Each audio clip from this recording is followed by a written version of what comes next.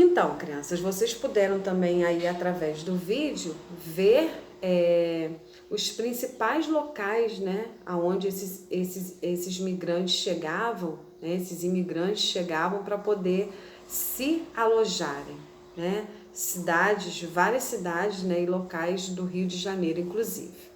Então, nesse momento, né, quando a gente fala aí de viagem, de destino, né, aqui o texto mostrava que esse imigrante ele queria um lugar melhor para viver, para aproveitar, para trabalhar, trazia o seu melhor na bagagem, né, para poder dividir. Então, no final da página 42, nós temos aí o seguinte, ó. Vários viajantes ao longo do tempo escreveram relatos de viagens, né, que são descrições de como a viagem aconteceu. Assim, faça o seu próprio relato de viagem contando como foi uma de suas viagens preferidas. Mas aí, caso você nunca tenha viajado, descreva a viagem de seus sonhos, né? Desejo uma viagem que você queira fazer muito, caso você não tenha feito uma. Relate como gostaria que fosse e bom trabalho. Aonde vocês vão fazer esse registro? Na página 43, aonde está escrito aqui, ó, meu relato de viagem, tá? Vocês vão relatar, vocês vão escolher uma viagem que vocês tenham gostado muito, né? E vão fazer o registro aqui de como ela foi, como é que ela aconteceu. Tia, eu nunca fiz uma viagem assim que eu gostasse muito. Tudo bem, você nunca fez, mas você sonha em viajar para um lugar bem legal? Então relate aqui essa viagem dos seus sonhos, né? Para onde como você gostaria que ela acontecesse. Então você vai registrar aqui. Lembrando que trata-se, né, de uma produção que a gente tem que iniciar com parágrafos, né? Sua viagem tem que ter início, meio e fim, né? Respeitando aí os sinais de pontuação, letra maiúscula, como tia Jerusa sempre lembra você, tá bom? E depois a gente vai dar continuidade aqui e depois vocês vão ficar com o relato da atividade, tá bom? Foi só uma explicação de como tem que ser feito, mas a gente vai dar continuidade, ok? Aí no Teorizando nós temos o seguinte: você aprendeu no primeiro trimestre, né? E a gente relembrou naquele videozinho que a Jerusa montou ali no início, né? Que os portugueses migraram para o Brasil, onde viviam os indígenas. Depois de um tempo, os negros foram levados para esse país a fim de trabalharem como escravos para os senhores brancos. Entretanto, o Brasil não foi formado apenas por povos indígenas, africanos e portugueses, pois muitas outras nacionalidades migraram para as terras brasileiras em busca de melhores condições de vida e trabalho, que são aqueles que eu apresentei para vocês também no primeiro vídeo, né? Por essa razão, o Brasil é considerado um país miscigenado e multicultural, ou seja, o seu povo é constituído por diversos antepassados que juntos formam uma nação de diversas outras nações do mundo. Aí no balãozinho, né, as crianças constroem um diálogo, né, com algumas informações. Nossa, eu não sabia que o povo brasileiro havia sido formado por tantos povos diferentes. Eu achava que apenas os portugueses e os africanos tinham migrado para o Brasil. Eu também não sabia, mas agora eu entendi que as pessoas do nosso país são diferentes porque as origens delas são distintas. Eu quero aprender logo quais foram os outros povos que viveram para o Brasil. Será que a minha família é descendente de algum povo europeu? Será? E aí? Continuando aí.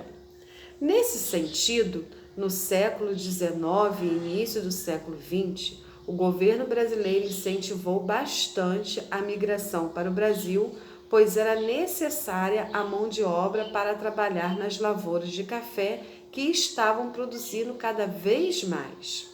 Alguns imigrantes que se mudaram para o país fundaram colônias na parte sul, onde até hoje é possível perceber a influência europeia.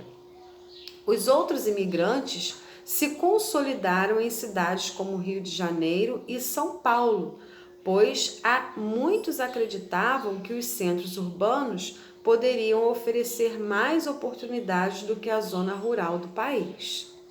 Por essa razão, atualmente, muitos bairros de São Paulo mostram com riqueza a cultura de outros países, como o Liberdade, bairro paulista, que abriga grande parte dos descendentes de imigrantes japoneses. Então, gente, vamos destacar aí todo esse parágrafo que traz informações importantes para a gente.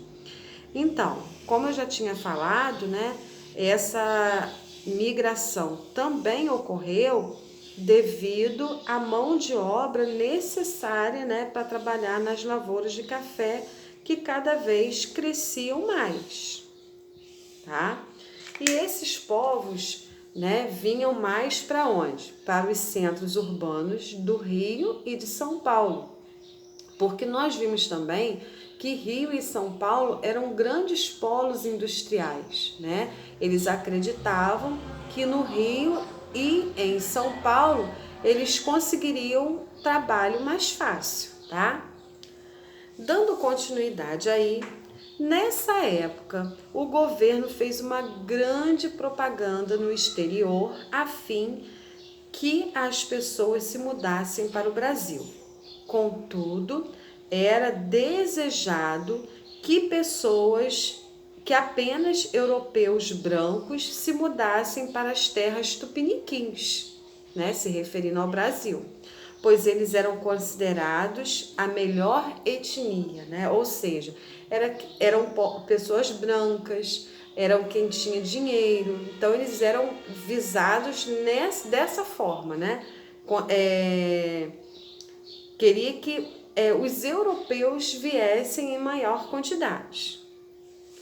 Além disso, após a abolição da escravidão, o incentivo à imigração europeia foi ainda maior, né? Quando aconteceu a abolição da escravatura, né, onde vários escravos foram libertos, mais ainda tiveram a necessidade de trazer outros povos para cá, porque os negros já não eram usados mais para o trabalho, né?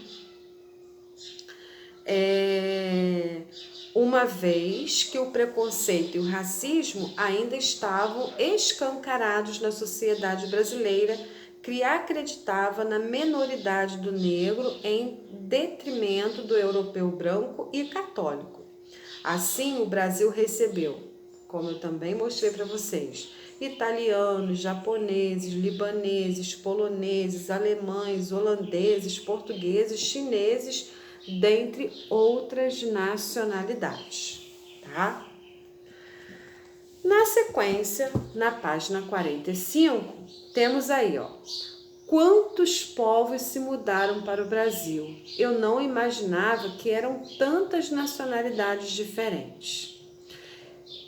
E os índios, os portugueses e os africanos que já viviam aqui no Brasil? O que deve ter acontecido com eles quando esses povos chegaram? Vamos descobrir. Quando os imigrantes europeus chegaram ao Brasil, os índios, os portugueses e os negros africanos já viviam no país, uma vez que os indígenas são um povo originário do país e os portugueses chegaram primeiro para colonizar as terras e trouxeram os negros para a mão de obra escrava. Dessa forma, ao longo da sua história, o Brasil recebeu diversos povos e isso fez com que o país se tornasse multicultural e miscigenado, ou seja, o povo brasileiro é uma grande mistura de etnias e culturas, o que torna rico e diferenciado perante os outros países do mundo. Informações importantes, vamos destacar todo o parágrafo. Quem não quiser fazer o destaque linha por linha, pode fazer, né, um destacamento circulando em volta, como tia Jerusa tem mostrado, tá? Então, gente, por isso nosso país é tão multicultural e miscigenado, né? Com cultura de vários países diferentes. E aí a foto, né, abaixo mostra um pouco dessa miscigenação, né? Tem aí pessoas negras, com origem asiática, japoneses, chineses, né? Entre outros. O Brasil é um país miscigenado, pois o povo brasileiro é formado pela mistura e influência de vários outros povos que migram e ajudaram a construir essa nação. Vamos destacar aí também, tá? Na sequência que a gente vai dar na página 46. Vamos dar continuidade.